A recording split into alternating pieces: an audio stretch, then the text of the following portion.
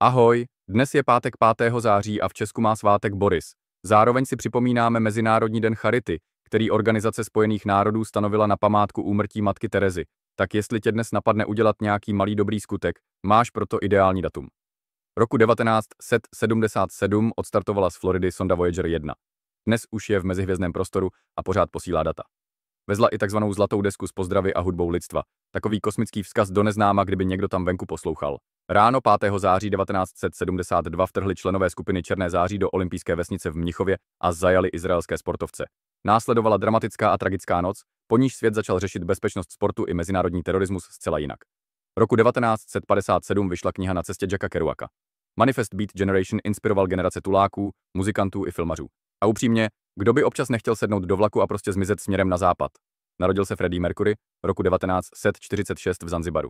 Frontman Queen, autor nesmrtelných hitů, showman, který proměnil stadion v obývák a publikum v sbor. I kdyby ti dnes byl den proti srsti, dej si klidně show must go on. Roku 1638 přišel na svět Ludvík XIV. Král slunce.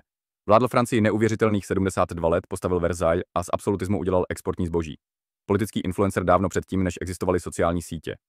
5. září 1997 zemřela matka Tereza, sestra, která zasvětila život péči o nejchudší. I díky ní dnes připomínáme, že dobročinnost není sezónní trend, ale každodenní disciplína. Ne všichni můžeme dělat velké věci. Můžeme ale dělat malé věci s velkou láskou. Matka Tereza. Co tě dnes víc bere? Start Voyageru nebo Freddie? A máš nějaký tip na drobný dobrý skutek pro dnešek? Napiš mi to do komentářů a měj krásný pátek, ať je plný hudby, odvahy a laskavosti. Líbilo se vám dnešní dobrodružství v čase? Dejte srdíčko, sdílejte s přáteli a nezapomeňte nás sledovat, ať vám žádná historická perlička neujde.